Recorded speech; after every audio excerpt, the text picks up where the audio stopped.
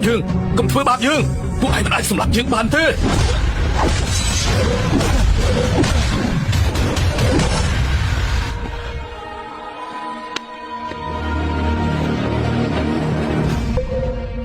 បងមីខ្ញុំជួយពួកបងទៅមន្ទីរពេទ្យ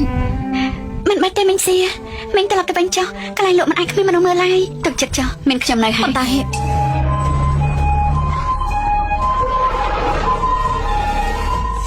អ្នកបងទី1អ្នកនេះសិនពួកខ្ញុំជាពេទ្យឯកជនរបស់ហៃសឹងមកទទួលព្យាបាលអ្នកទាំងពីរជាពិសេសពួកយើងហើយឡើងពេទ្យតាំងពីពេលណាទៅពេទ្យឯកជនរបស់ហៃសឹងជាពេទ្យលំដាប់ខ្ពស់ក្នុងក្រុងហ្វាំងពួកយើងគ្មានលទ្ធភាពទេមនុស្សចេញថ្លៃព្យាបាលឬហើយសូមចេញឡើងឡានម៉ាក់នៃពិតជាចម្លែកមែន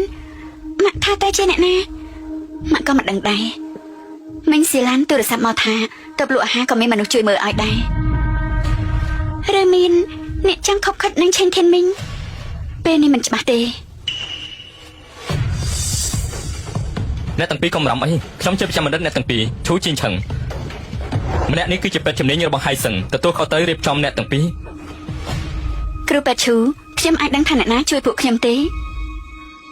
អ្នកទាំងពីរគឺជាវីរៈនារីជឿបានអ្នកទាំងពីរហៃសឹងគឺមានកិត្តិយសខ្លាំងណាស់ដូច្នេះអ្នកទាំងពីរកុំរំអីជឿបានជំងឺដ៏ល្អបានហើយអស់អីហើយ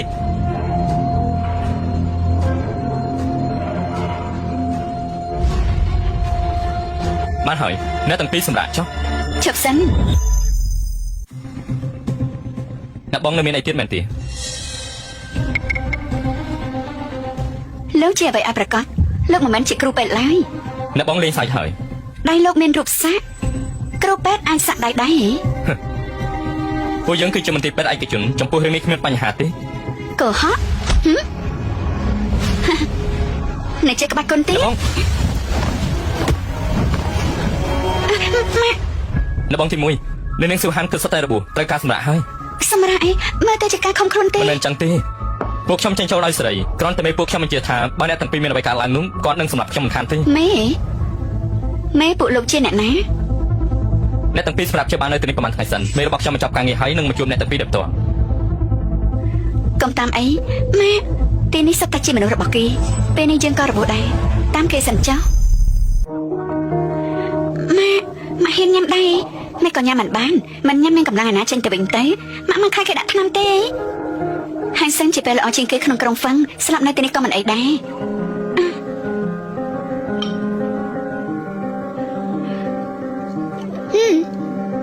ម៉ាក់មកគេរៀបចំសត្វតាជាម្ហូបដែលយើងចូលចិត្តរបស់យើងចូលចិត្តញ៉ាំទេឬមួយនៅចិត្តដិតមែនលោកនាយកឈិនបានលើកដំណឹងថាថ្នាក់លើបានឡំពាត់អ្នកស៊ើបអង្កេតនិងមនុស្សជាច្រើនរួមទាំងបងប្អូនយើងដែរនៅពេលនេះក្រុមរបស់ពួកយើងគឺมันអាចរើខ្លួនបានទេនៅមានសម្ព័ន្ធហៃសឹងទៀតឆ្លៀនពេលនេះទាញប្រយោជន៍ឆ្លៀនពៀនពេទ្យរបស់ពួកយើងធ្វើឲ្យយើងខាត់ប្រហែលប្រមាណរាប់ពាន់លាននេះថាម៉េចនាយកឈិនកុំរំជួយចិត្តអីត្រូវតែប្រយ័ត្នពីសុខភាពសុទ្ធតែមកពីសិនមិនស្រីចង្រៃនោះពេលនេះនឹងនោះនេះណាទៅលើថានាងនិងកូនបានទៅសម្រាប់ព្យាបាលនៅមន្ទីរពេទ្យហៃសឹងតែពេទ្យនោះសម្រាប់ពួកនឹងទាំងពីរចោលតែម្ដងទៅសម្រាប់ពួកគេទាំងពីរទៅបានខ្ញុំទៅភ្លាម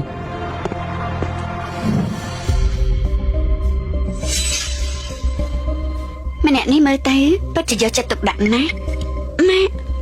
ម៉ាក់ថាតើពួកគេចង់ធ្វើអ្វីដែរទេ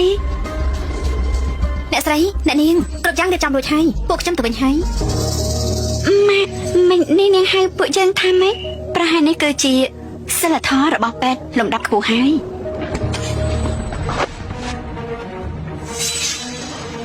សុំទោសផងខ្ញុំច្រឡំបន្ទប់ហើយខ្ញុំច្រឡំបន្ទប់មិនត្រូវទេម៉ាក់បន្ទប់អ្នកជំងឺមានតែយើងមួយបន្ទប់ទេមិនបានជាមានមនុស្សមករាប់បន្ទប់អ្នកជំងឺផ្សេងទៅមិនត្រូវទេម៉ាក់បន្ទប់អ្នកជំងឺមានតែយើងមួយបន្ទប់ទេមិនបានជាមានមនុស្សមករាប់បន្ទប់អ្នកជំងឺផ្សេងទៅម៉ាក់គិតថាគេមិនមែនមករកអ្នកជំងឺទេដូចជាមកចង់សងសឹកច្រើនជាងពួកយើងឆាប់ចាក់ចេញទៅឆាប់ទៅលិនចៃឈូក៏ជាស្រាក់ជនម្នាក់រស់នៅក្នុងភាពឯកោច្រើនឆ្នាំគាត់ក៏តាមរកសិនជាមិនដែរនាយូលីនពួកនាងនៅតែចង់គេចខ្លួនម្ដាយកូននោះមិនដោយតាមខ្លះទៅ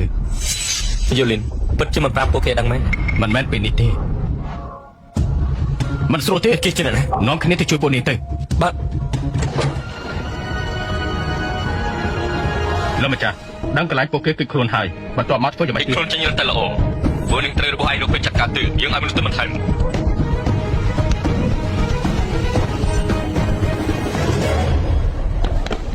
ប្រយ័ត្នផង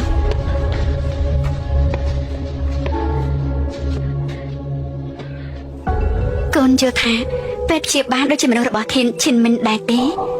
មិនដូចទេឈិនធានមិញមិនជួយពួកយាយនោះទេតែម្នាក់ឯងខ្មៅមិញប្រកាសជាមិនមែនមនុស្សល្អឡើយហ៎គ្រាន់បើលឿនមិនធម្មតា